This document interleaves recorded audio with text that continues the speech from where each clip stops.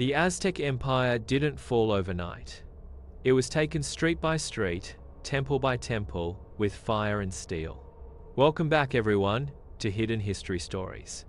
In today's episode, we're uncovering how Hernán Cortés and just 500 Spaniards brought down one of the most powerful civilizations on Earth, the mighty Aztec Empire, through strategy, deception, and sheer audacity.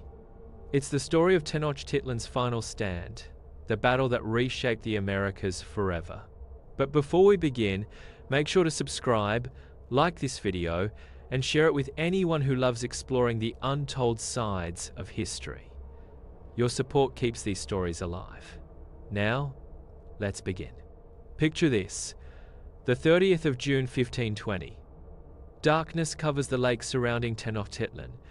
Spanish soldiers are frantically trying to escape across a narrow causeway, weighed down with stolen Aztec gold. War canoes close in from both sides. Men are screaming, drowning, dying. Over 600 conquistadors will be dead by morning. But we're getting ahead of ourselves. Let's go back to where this impossible story really begins. It's February 1519. 11 Spanish ships appear off the coast of Mexico, carrying 508 soldiers, 16 horses, and one desperately ambitious man. His name was Hernán Cortés, a minor nobleman from Extremadura, Spain. And here's the thing, he wasn't supposed to be here at all. He defied direct orders from the governor of Cuba and launched this expedition anyway. He was now a fugitive, leading an illegal invasion into completely unknown territory. When the ships landed near present-day Veracruz, several of his men wanted to turn back. They were terrified of what lay ahead and worried about the governor's fury. So Cortés did something absolutely insane. He ordered his men to strip the ships of everything valuable: sails, rigging, iron fittings. Then he had them scuttled, deliberately sunk in the harbor. There would be no going home, no retreat, only forward into the unknown. Now, here's where it gets interesting. Word of these strange visitors quickly reached the capital of the Aztec Empire, a city called Tenochtitlan, built on an island in the middle of a lake. And when Emperor Moctezuma II heard the reports from his scouts, he must have felt a chill run down his spine. They described men with pale skin who rode creatures as tall as houses. The Aztecs had never seen horses before. They carried weapons that roared like thunder and shot flames. And some of Moctezuma's advisors were whispering something even more terrifying, that these might be gods returning, just as ancient prophecies foretold. Moctezuma made a decision that would doom his empire. He sent ambassadors with gifts of gold to appease these visitors. Intricate golden artworks, jeweled ornaments, treasures that took Aztec craftsmen months to create. The moment Cortés saw that gold, his eyes lit up. He famously told his men they had come to serve God and His Majesty, to give light to those who were in darkness, and to grow rich, as all men desire to do. Translation: we're going to take everything they have. But Cortés wasn't stupid. He had 500 men. The Aztec Empire had millions. So as he marched inland toward the capital, he started playing a different game entirely. You see, the Aztec Empire was powerful, yes, but it was also deeply hated by many of the peoples it had conquered. They were forced to pay tribute. Their people were taken for ritual purposes. They wanted revenge. In the city of Tlaxcala, Cortés found exactly what he needed. After some initial fighting, he convinced the Tlaxcalans to join him. These were fierce warriors who had resisted Aztec domination for decades. Suddenly, thousands of native warriors were marching alongside the Spanish, eager to destroy their longtime oppressors. Picture this scene: the 8th of November 1519. Cortés and his combined army approached Tenochtitlan for the first time. They cross one of the great causeways, these massive stone bridges connecting the island city to the mainland. And what they see stops them dead in their tracks. Tenochtitlan was home to perhaps 200,000 people. That made it larger than any city in Spain, larger than most cities in Europe. Magnificent pyramids towered over the streets. The great market at Tlatelolco was filled with thousands of merchants. Intricate canals threaded through the city like veins. Floating gardens surrounded the island, bursting with crops. Bernal Diaz del Castillo, a soldier who was there, later wrote about his first view of the city. He said it looked like something from a legend, with great towers and buildings rising from the water. He said they wondered if they were dreaming, but they weren't dreaming. This was real. And in this incredible moment, with Cortés standing at the threshold of the greatest city he'd ever seen, everything was about to change. And waiting for them at the entrance to the city was Emperor Moctezuma himself, carried on a golden litter beneath a canopy of brilliant green quetzal feathers and gold. It was a moment of perfect ceremony. Two leaders meeting at the crossroads of history. But Cortés had already made his decision about what would happen next. Now, here's where Cortés's true genius shows itself. And I mean genius in the most cold-blooded sense of the word. The Spanish were welcomed into the city with elaborate ceremony. They were given a palace to stay in. Gifts were exchanged. Everything seemed cordial. But Cortés understood something crucial. He was trapped. He had fewer than 500 Spanish soldiers in a city of 200,000 people, surrounded by a lake, connected to land only by causeways that could be cut off at any moment.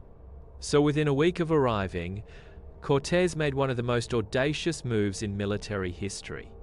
He took Moctezuma hostage, in his own palace, in his own capital, surrounded by his own people. The pretext was punishing some Aztec commanders who had attacked Spanish forces on the coast. But really, Cortés just walked into Moctezuma's quarters with a handful of soldiers and told the emperor he was coming to live with the Spanish now.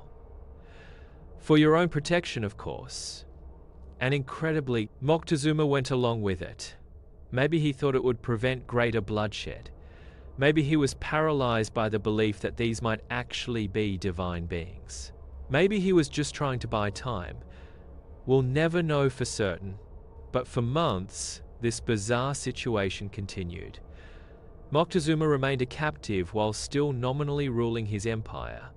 He was forced to swear loyalty to the Spanish crown. He had to watch as his treasure rooms were systematically emptied. And all the while, his nobles were growing more and more restless, more and more angry. Then everything went wrong at once. News arrived from the coast that made Cortés's blood run cold. Governor Velázquez, the man whose orders he'd defied back in Cuba, had sent a fleet of 19 ships with 1,400 soldiers to arrest Cortés and drag him back in chains. Cortés was now facing enemies on two fronts: an entire empire at his back and a superior Spanish force approaching from the coast. So he did what he always did. He gambled everything. Cortés left just 80 men to hold Tenochtitlan under one of his captains, Pedro de Alvarado. Then he marched most of his force to the coast, attacked the newly arrived Spanish army in a surprise night raid, captured their commander, and convinced most of the soldiers to join his expedition instead. Sounds impossible? He actually pulled it off. But while Cortés was away, Pedro de Alvarado made a catastrophic mistake back in Tenochtitlan. The Aztecs were holding a major religious festival. Unarmed nobles were gathered in the temple courtyard for a ceremony, and Alvarado, nervous about being surrounded by so many Aztecs, ordered a preemptive strike. His men massacred hundreds of unarmed nobles in the temple courtyard. The city exploded in fury. By the time Cortés returned with his reinforced army, his garrison was besieged and the Aztecs were in open revolt. The fragile situation had shattered completely. Cortés tried to use Moctezuma one last time. He brought the emperor to the palace roof to calm his people. But Moctezuma's authority was gone. His own people pelted him with stones and arrows. Within days, he was dead, though historians still debate whether from his wounds, Spanish hands, or simply giving up on life. Now, here's where it gets terrifying. The Spanish position became completely untenable. The entire city wanted them dead. The causeways were cut. Canoes filled with warriors surrounded the island. On the night of the 30th of June, 1520, Cortés made the desperate decision to evacuate. He ordered his men to retreat under cover of darkness across the western causeway to the mainland. What happened next became known as La Noche Triste, the Night of Sorrows. Picture the scene. It's raining. It's dark. Spanish soldiers and their native allies are trying to cross a narrow stone causeway with the lake on both sides. And they're weighed down, because many of them refused to leave without the Aztec gold they'd looted. The Aztecs discovered the retreat almost immediately. War canoes attacked from both sides of the causeway. Warriors swarmed over the bridges. The fighting was chaos in the darkness. Spanish soldiers drowned by the hundreds, dragged under by the weight of gold they refused to abandon. Others were captured alive, which was worse. The Aztecs needed captives for their rituals. Of the roughly 1,300 Spanish soldiers in the city that night, over 600 died. Thousands of native allies died as well. Cortés himself barely escaped, wounded and reportedly weeping beneath a tree as he watched his army dissolve around him.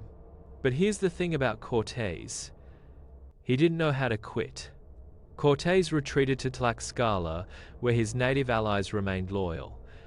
And there, wounded and defeated, he began planning something that had never been attempted before. He was going to besiege an island city. For almost a year, he prepared. He had Spanish shipwrights construct 13 brigantines, small sailing ships that could be taken apart, carried in pieces over the mountains, and reassembled on the lake. These ships would control the water and cut off the city's supplies. Meanwhile, he gathered an army from the Aztec subject peoples. Tens of thousands of warriors, all eager to overthrow their oppressors. But Cortés had another ally, one he didn't even know about, and it was more devastating than any army: smallpox. The disease had arrived with the Europeans, and the Aztecs had no immunity to it whatsoever. It swept through Tenochtitlan like wildfire. The new emperor, Cuitlahuac, died of it after ruling for just 80 days. His successor, a young warrior named Cuauhtémoc, inherited an empire that was already dying from within. In May 1521, Cortés returned with perhaps 90,000 warriors, Spanish and native allies combined. The brigantines were launched on the lake. The siege of Tenochtitlan began, and it was brutal. The Spanish ships controlled the lake, preventing supplies from reaching the city. Cortés systematically destroyed the causeways and cut off the freshwater aqueducts. Inside Tenochtitlan, people were starving, dying of disease, running out of weapons, but they fought anyway, with desperate courage for 75 days. The Spanish and their allies advanced block by block. They filled in canals and demolished buildings as they went, determined to prevent Aztec counterattacks. The defenders retreated toward the center of the city, making the invaders pay for every street in blood. Imagine those final days, the smell of death everywhere. Bodies in the streets, the lake around the city red with blood, and still the Aztecs fought on. On the 13th of August 1521, Emperor Cuauhtémoc tried to escape by canoe. He was captured. The capital had fallen. Bernal Diaz, the soldier who witnessed it all, later wrote about the aftermath. He said the houses and streets were so full of bodies that it was almost impossible to walk. He said the smell was unbearable.